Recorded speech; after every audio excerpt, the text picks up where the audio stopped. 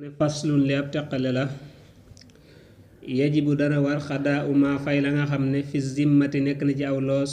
mina salawaati ci ay julli nee na nit ki li nga xam ne daf laa raw ci ay julli loolu bor la boo xam ne danga ko war a fay lu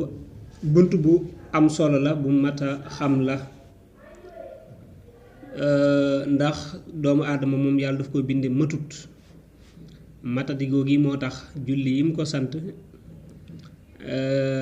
ngànt mën naa ñëw bàyyi julli faat ko ca ay julli raw ko ca julli yooyee nag moo xam mu néew moo xam mu bari war nga koo fay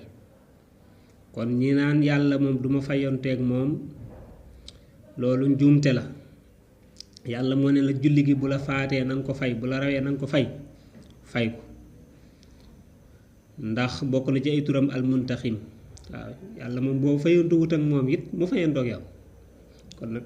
bu ne laa julli gi bu la rawee fay ko kon nag fay ko wala yaxillu du dagan at tafriitu sàggan fiiha ca julli yooyee nee na julli yooyu nga xam daf laa raw nga war ko fay ëpp naa sàggane waaw def ci yitte ba julli ya nu mën di toll mu néew mu bari nga jéem koo fay dana la wax nag aw yoon woo xam ne yoon wu jàppandi la pour julli yi la raw nga mën ko fay wa man sàllaa ku julli ku yawmin bépp bis xamsata ayaamin juróomi fan fa laysa bi mufarritin déet muy nekk di aji sàggan nee na képp ku fexe ba chaque jour nga julli juróomi fan maanaam nga fay juróomi fan yoo xam daf laa raw nee na kooku dañ koy boole ci ñi farlu waaye kenn du ko boole ci ñi sàggan maanaam tey par exemple bu doon nit ki daa toog weer woo xam ne julliwu ko mu bëgg ko fay waaye mu fexe ba chaque jour dana julli juróomi fan xam nga ne loolu baax na waaw parce que yow ñaari fan yi da ngay am fukki fan dégg nga ñeenti fan yi da nga am ñaari fukki fan juróom benn fan yi da nga fay sa weer wi la raw xam nga ne kon bu boobaa nee na loolu ak farlu dëgg-dëgg la